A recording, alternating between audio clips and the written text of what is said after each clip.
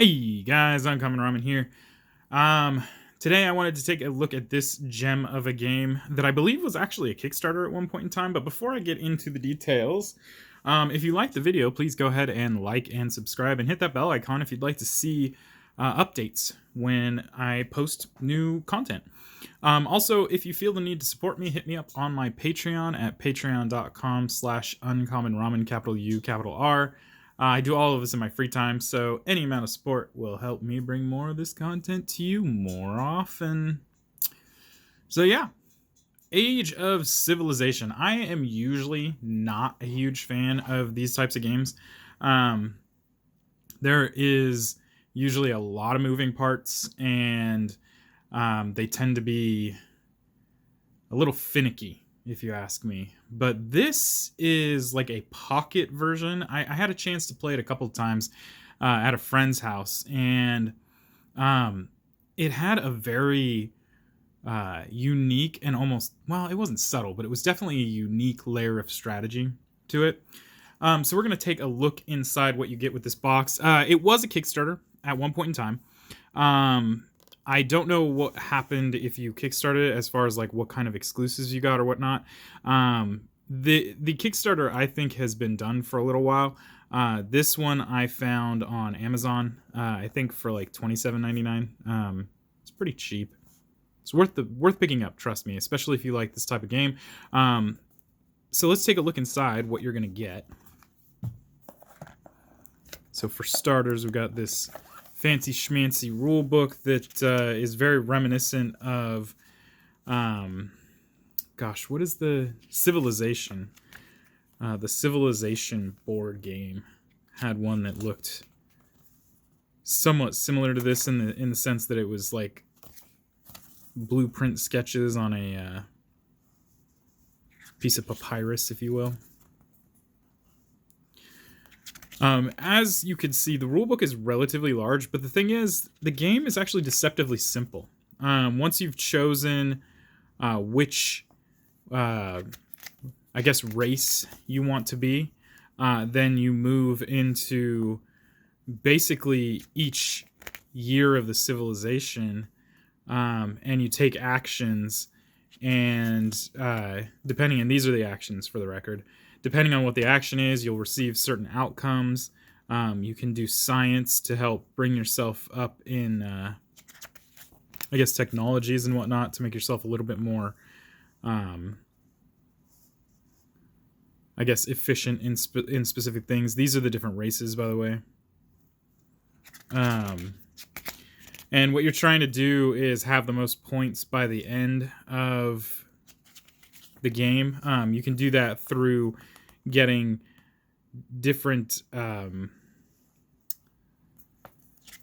are they called? Wonders. You could do that by a science victory. There's also variants, as you can see here. The variants can change up the way the game works a little bit by adding different things to different ages, or they can, you can, if you look back here, create different science tracks if you don't like the science tracks that you have available. So it has a lot of replay value. It has a drafting mechanic, which I think is really cool. I guess the best part here is it plays solo, as you can see here. Solo is nice for those of you who have a hard time getting grouped together, which I totally and completely understand. Has a points breakdown talking about, you know, how many points you made and what that kind of makes your empire. And that is the that is the rule book. The next one is a scenario guide. I didn't use this, so I'm not really sure what this is. It shows a setup in here and kind of goes into detail about stuff. I assume that this is... Right, okay, so it's set up for different eras in our own history, like the Lost Civilization, so on and so forth, and how to set them up. So if you want to play like special scenarios, they have it all detailed out right here, which I think is really incredible. Again, It's a really fantastic way to elongate the life of the game. Although I do think that there's so much in this that you really don't need to. And you have to consider the fact that it's in such a small box that the fact that it has so much replay value is really good. So the first thing we're going to take a look at here is the different ages. Some of these start in play all the time. Oh, these are... okay. These are the ones that start and play all the time. So Wonder, Research, and Exploit. This will always be in play all the time. And then there's some cards that we add to it to make the track longer. I believe it's supposed to have 9 spaces on it. And what happens is as you play, there's a little tracker that will basically have 3 of these spots underneath it. And those spots are active. But as each age goes, the tracker moves and one spot will fall off and no longer become active. So slowly but surely you lose the ability to use these things. So you have to really plan ahead with your turns. Then we have our science cards. Every one of these science cards is the same. The only way to change them is to use the variant that allows you to change the science tracks. But you can see, I think, like I said, I played this twice. I've never seen anybody fill this up completely. I'm not even sure you can. You pick which science track you really want to go into, and then you kind of weigh out the benefits and go that direction. And much like in normal Civilization games, there isn't any one specific way to win. You could go for a war victory, or you can go for a wonder victory, so on and so forth. There's a lot of ways to do it. And then finally we have what I believe is the 2 pieces to the score track, which you can see right there. And that should be it. Next up, we have inside one of these vacuum form trays, it's actually two trays stacked on top of each other. So we have in here wooden cubes. These are your science cubes. So these are the cubes that you're going to place, if I can get them out, on top of your science track, denoting which parts of your science track you've gone into. And there's quite a few of those. You also have your wooden gold coins. These count as 5, I think. And then you have your silver coins right here. These count as just a single coin. We also have, and I don't know if I can get these guys out. There we go. We also have these little wooden stars in 4 different colors. These are going to be, I believe, the trackers for your victory points. You throw these onto the track to keep track of how many points you've gotten. And based on the star, I'd have to say for sure they're definitely victory point trackers. It's been at least a month since I played this, and so there's some things that have slipped my mind as far as what these are used for, but I'm almost positive these are for victory point tracker. Then we have this little pawn thing right here. I have no idea what this is for. I completely forgot what this is for. Maybe it's the first player token. Not 100% sure.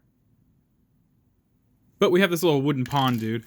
And then in here, these discs are part of one of the variants where you can put these over the top of certain spots on the age track, and that will tell you that it does something extra. And there's quite a few of these. We got ourselves killing some meeples. We got ourselves the person with the most coins loses coins. Person with the most wonders gets 2 victory points, so on and so forth. Just a bunch of neat little additions that you can add on to it to really shake up the play, just in case you've played it 1,000 times one way and it just suddenly got boring. Well, here's some additional variants that you can add. I think this one's just blank. That you can add to it to make it more fun. I wish this would focus better. There we go. To kind of shake it up so that the game changes. And there's quite a few of those in here, so don't get disheartened when you kind of feel this through. There's yet more stuff to add to it. So the second vacuum seal is going to have these meeples on one side and these cards. So these meeples are your character meeples. So at any point in time, they're in here pretty darn good too. You will only ever have 4 meeples available to you at any given time, to assign to places, to do your bidding essentially. And that's part of the genius in this game, is that there's very limited things that you can do during any given age, based on the fact that you only have 4 meeples to take advantage of, and even getting those 4 meeples is something of a task, because you don't actually start out with 4 meeples. You start out, I believe, with 2. And so figuring out how best to utilize all of your resources to get the most points is part of the incredible nuances of this game. You can see each color. There you go. 4 little brown meeples. Let me see if I can find which cards are which here. So we have a couple different color cards in here. We'll start with these guys right here. So these are the cards that you're going to add to the age track to shake it up a little bit. You can add them in a specific way, or you can kind of shuffle them up and add them any way that you feel best for yourself. Like I said, that's part of the replay value here, is that it just constantly changes up. Just because you have tax and farm in one game and you have tax and farm in another game doesn't mean they're going to be in the same position in both games, so on and so forth. So it just kind of changes up the way the game is played. It's really a very smart system. And I actually, sorry, I should go through these. So we have culture, we have build, we have conquest, hunt, fish, trade, farm, plague, festival, fish, tax, farm, trade, conquest, and Black Death. So those are just things that you're going to add to your age track to spice it up and just to make things different every time you play. The next cards we're looking at are going to be the wonders that you can get. So we have the Great Pyramid, the Great Library, the Great Colosseum, Hanging Garden, Machu Picchu, Great Lighthouse, the Chichen Itza, the Angkor Wat, Stonehenge, Terracotta Army, Petra, Himeji Castle. It's actually Himeji, my bad. Great Wall, Colossus, the Parthenon, and then just a blank card in here if you want to put your own. I'm not an inclined artist, so I'm not going to do that. I forget what these cards are. These are, oh yeah, okay, so these are the extra science tracks that you can add on to it. In case you don't particularly care for the track that you have, you can change it up so it's a little bit different with each one of them. And like I said, it does change up the game as well. So you can see right here we have astronomy, physics, science, wheel, architecture, engineering, and you can see where it's supposed to sit on the map. Horse riding, military tactics, and gunpowder. Masonry, fortification, science. Philosophy, alchemy, engineering. Archery, machinery, gunpowder. Cartography, geography, science. Handcrafting, workshop, engineering. And husbandry, war elephant, and gunpowder. And you can see how the top part, that part doesn't change. Your ultimate top area is always going to be the same. I'm not really sure why. But getting to it is a little bit different, and it can change up your strategy depending on how you drafted and so on and so forth. Next up, we have... I'm not actually 100% sure what these cards are. These are probably part of a variant. So we got technology trading, cultural influence, military action, pillage, deployment, and skirmish. So this is probably part of some variant for this game. But again, like I said, you can see with all the variants in here how much replay value this game actually has. The remaining cards in here, and I just want to make sure that I'm not untrue about this. Yeah, the remaining cards in here are going to be the different civilizations that you can choose from. When you play this game, you're actually going to pick... You have the opportunity. You're not actually going to, but you have the opportunity to pick up to 3 total civilizations throughout the course of the game. And there will be several of them available. You'll never use the full deck at any given time. I believe you shuffle it up and you set aside a certain amount depending on the number of players. And even if you end up pulling aside a certain amount for a certain amount of players, there's still a chance you won't even use part of that deck that you set aside. I've seen games where the person that I was playing against didn't change their civilization at all. I've also seen games where every player changed up their civilization the maximum amount of times. And if I remember correctly, like I said, you can take up to 3. So once you've picked your 3rd civilization, you have to stick with that one for the remainder of the game. So we have things like China, Egypt, India, Rome, Persia, and as you can see as we go through these, Arabia, that they all have very different abilities that they do, as well as their bottom part, Huns. So this part right here is active if this civilization is your active civilization. This bottom part is active only if you've switched to a new civilization. So you'd basically place it like this, and now this is the active ability, and these are the inactive abilities. Mongolia, Vikings,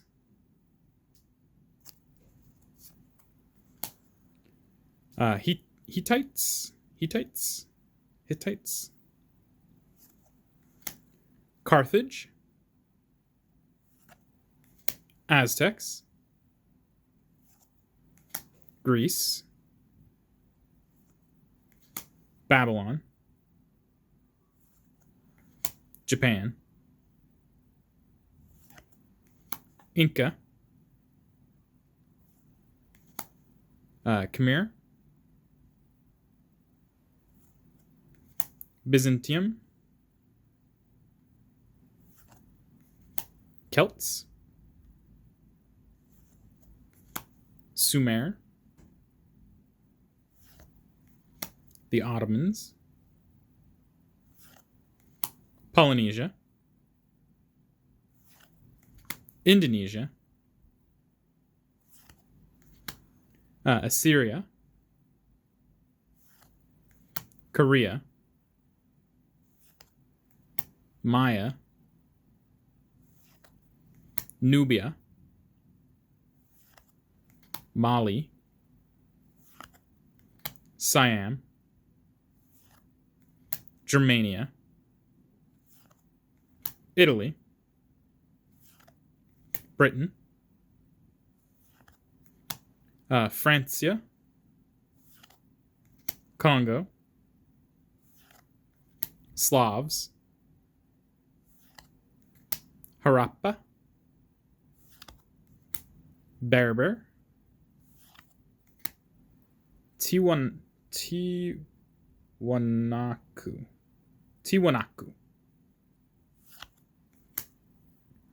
Phoenicia,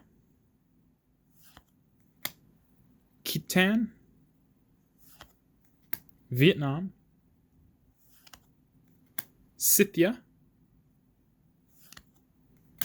Minoan, Lydia, Gaul, Malay, Iberia,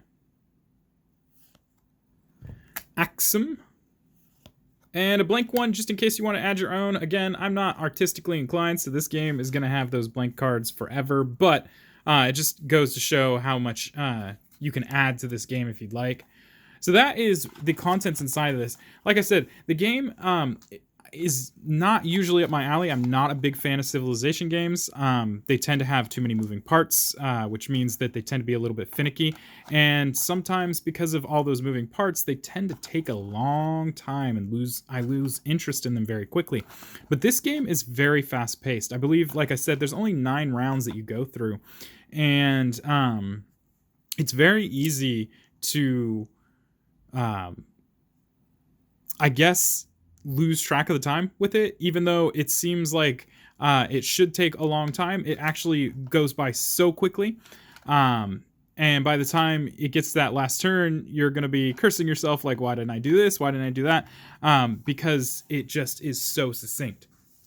And they did a fantastic job of bringing this down into a small box. It makes it so that you can bring this anywhere, which is another thing about Civilization games in general, is that they usually are very large.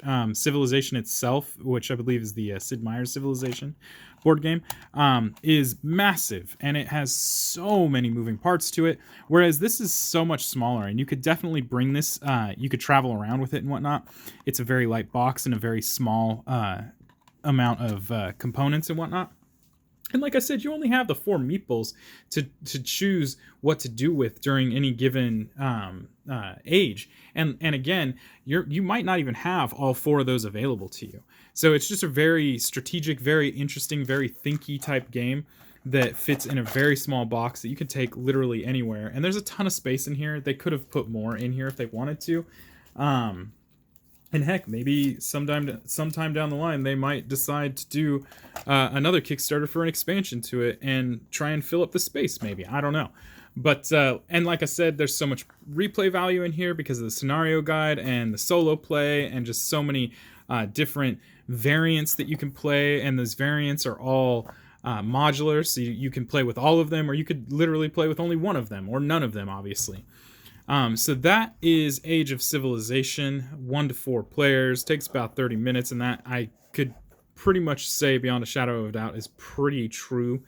And yeah, anyway, it is available on Amazon. So that's it, guys. If you like the, well, I already said that. If you have any questions or comments, please leave those down below, but let's keep them positive because I'll be deleting any negative comments. We don't need any of that in here. And until next time, guys. Peace.